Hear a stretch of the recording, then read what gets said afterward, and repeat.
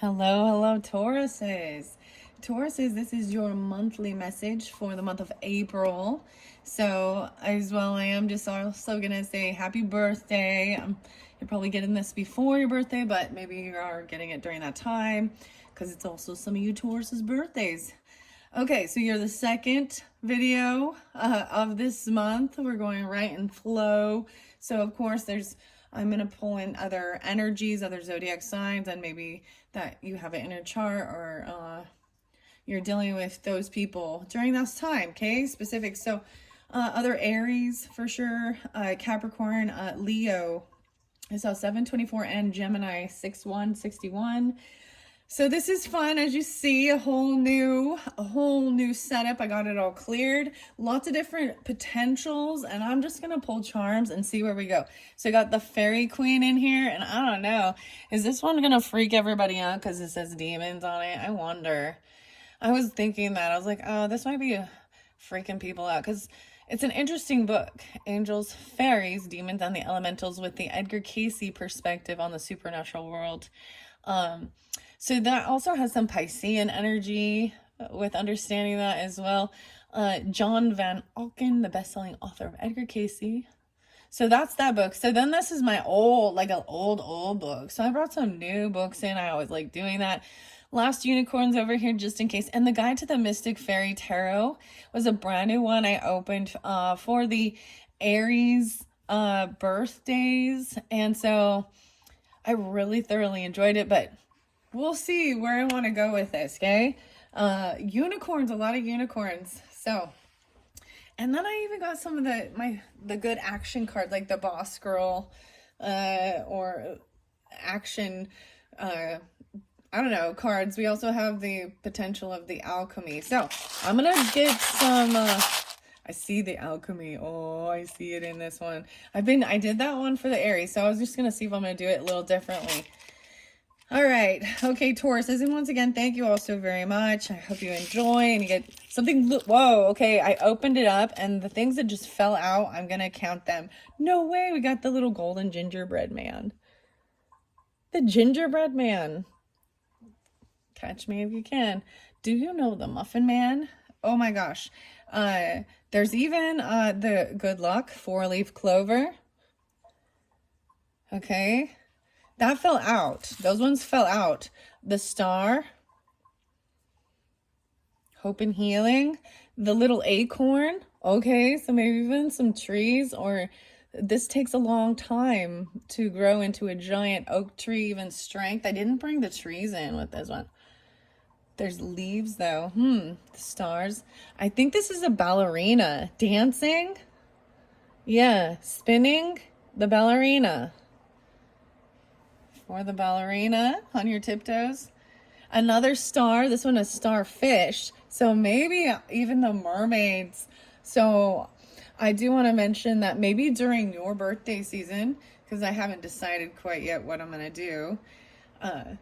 Well, I kind of have a little idea of it, but maybe the mermaids, the starfish.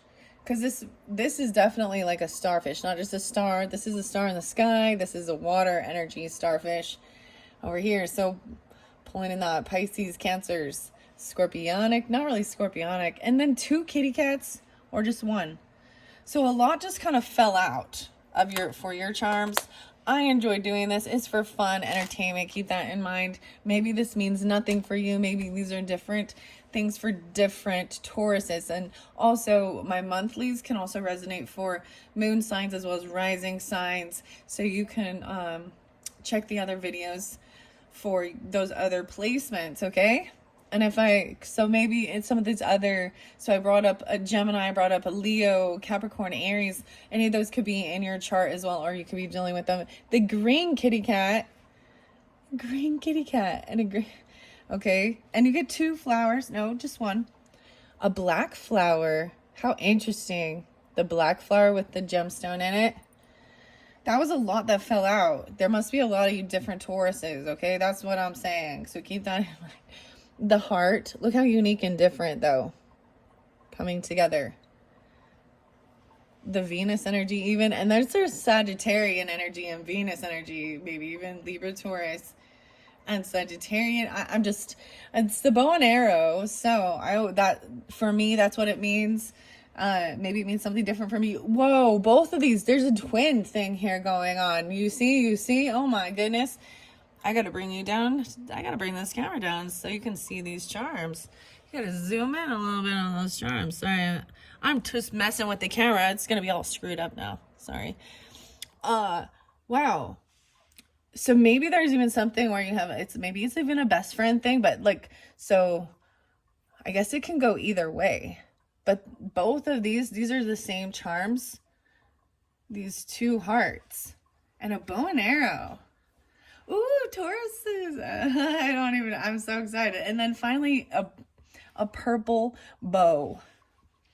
So your colors, interesting enough, we got gold for sure, right?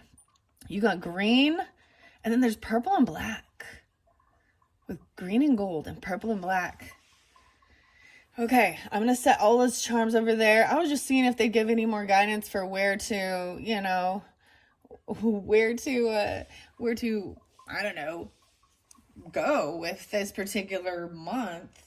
But those don't give me any special guidance for any particular, other than potentially I'll get some mermaids. The kitty cat, I haven't brought up the cosmic cat wisdom for a while. It's just kind of fun.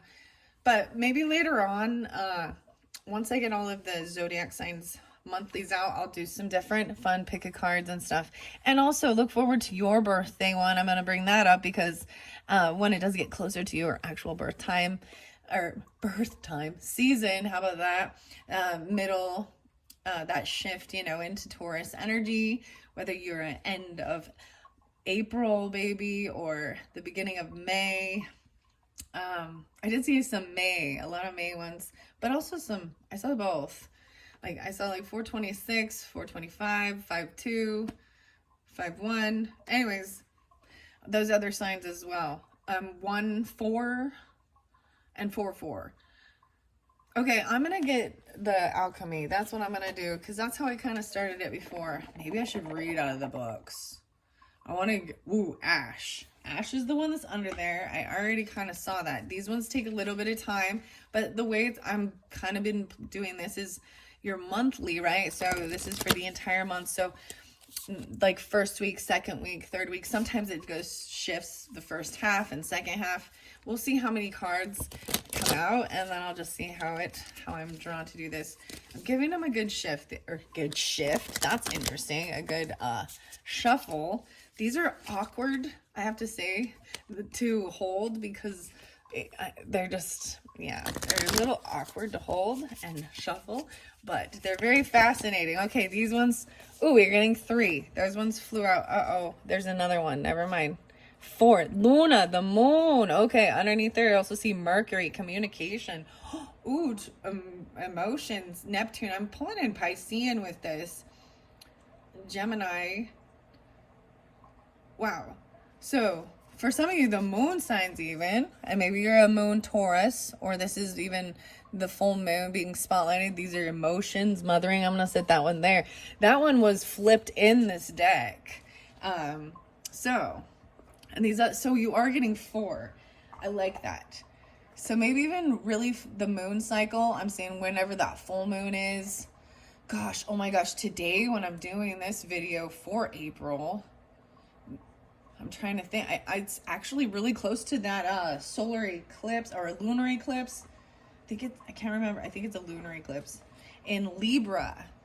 So Libra, potentially Libra moons, but I'm also seeing the small moon cycle. Interesting. So Piscean as well as Cancer potentially, right? All right, let's see what we got under here. Resin. Oh, this is sticking things together. Connecting. I don't know why I'm doing it this way. The Drowned King. No way. Okay, we're pulling in a lot of Pisces and water energy for you. Okay, maybe that's why there is this. There is even potentially Aquarian energy. There's hope, healing. But the water sign with the kitty, the green, the starfish.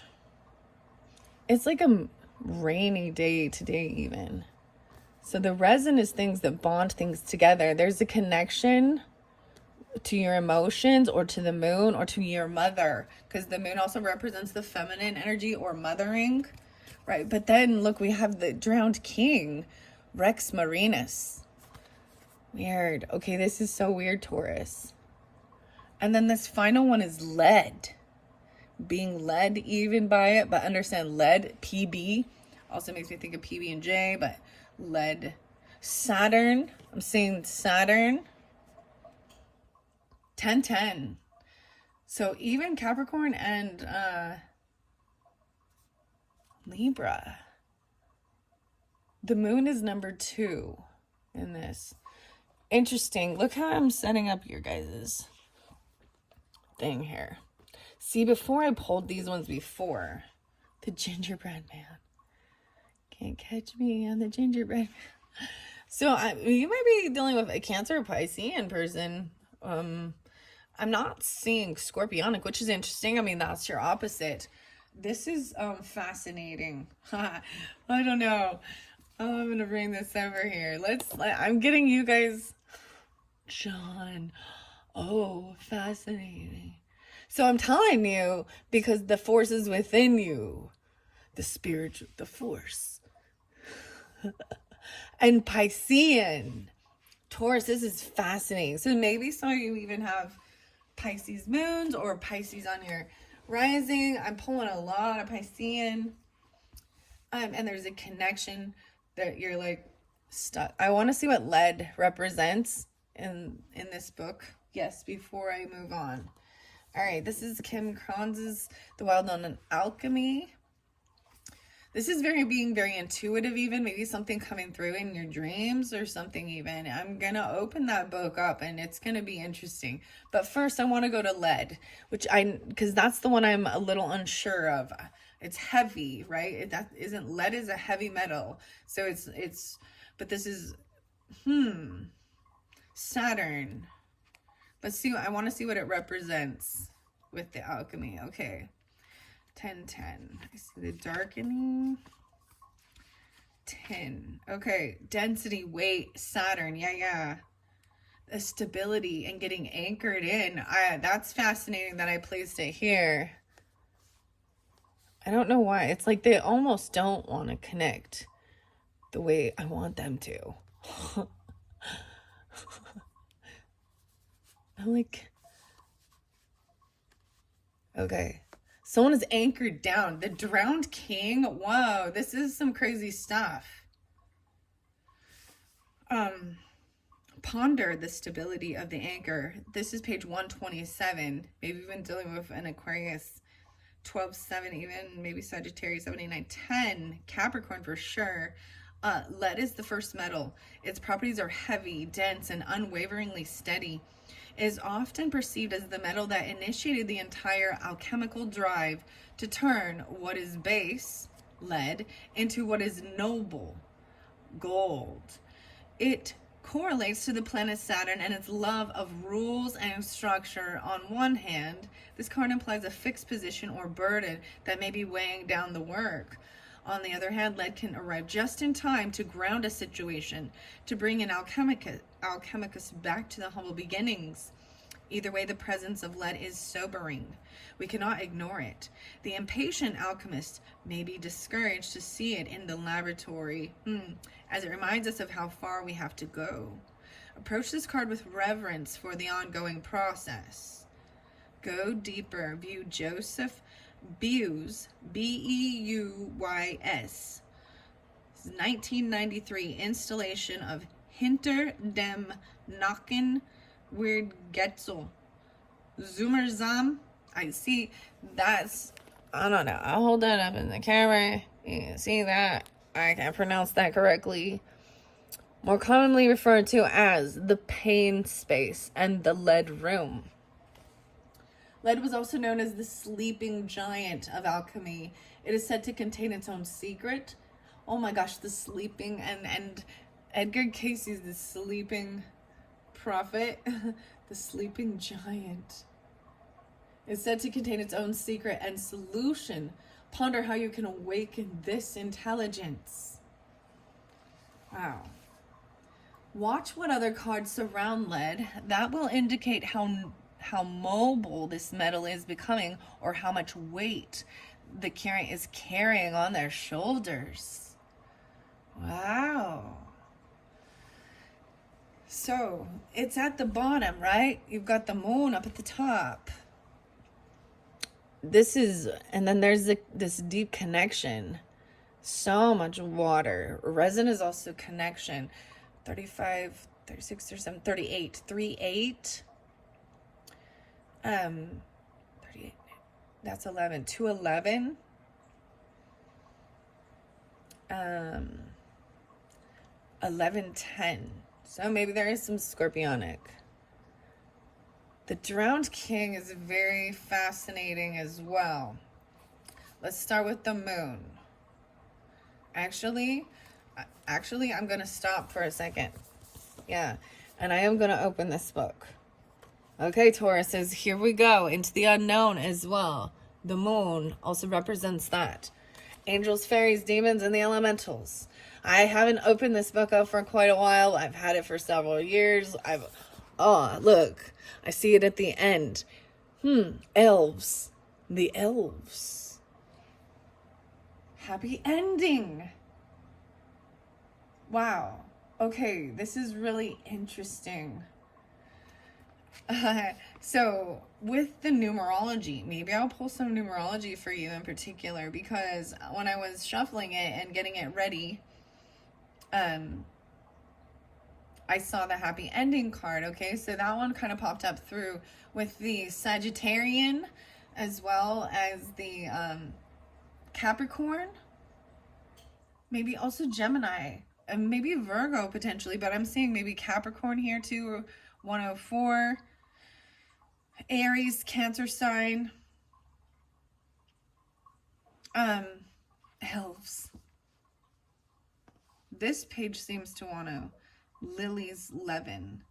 Excerpts from J.R.R. Tolkien's On Fairy Stories. The Devil's Tithing. The road to fairyland is not the road to heaven, nor even to hell, I believe, though some have held that it may lead thither indirectly by the devil's tithe. Oh, see ye not yon narrow road, so thick beset with thorns and briars? That is the path of righteousness, though after it but few inquires. And see ye not yon braid road, what lies across the lily Levin? That is the path of wickedness, though some call it the road to heaven. 84 and 85. Even Leo energy too. Reverend Kirk. Fairy stories. So the page flipped back to this one, just so you know. And see ye not yon bonny road that winds about yon ferny brae, meaning a hillside. That is the road to fair Elfland, hillside, where thou and I this nightmare gave. Wow. Lead. Wait, as for diminutive size, I do not deny that the notion is a leading one in modern use. I've often thought that it would be interesting to try and find out how that has come to be so, but my knowledge is not sufficient for a certain answer. Of old, there were indeed some inhabitants of Fairy that were small, though hardly diminutive, but smallness was not characteristic of that people as a whole. Ah! Oh my gosh, there's a bee. It's the bee. It's the hornet. I've been talking about it. Guys, it's in your reading now. It's interrupted it while I was reading the book and was crawling on my hand, and it's in here now, guys. Okay, so that's a sign. Oh my gosh. I'm going to have to start this over, or well, definitely, or give you a second video. So I'm ending this early because we have a friend in here who wants to sting me, motherfucker. Excuse my language. But you know, so I gotta handle it. Actually, you know what? You're dead. Sorry, I'm not so loving to that creature. It's coming in, trying to sting me. I'm gonna kill it, so. Oh my gosh, Taurus. About 20 minutes and 22 seconds in. Yep, I did that. I handled that. Stinging nettle. Little fucker. The rawness and ugliness of modern European life. Okay. I don't know. That was interesting. Anyways, the consolation of fairy tales has another aspect than the imaginative satisfaction of ancient desires.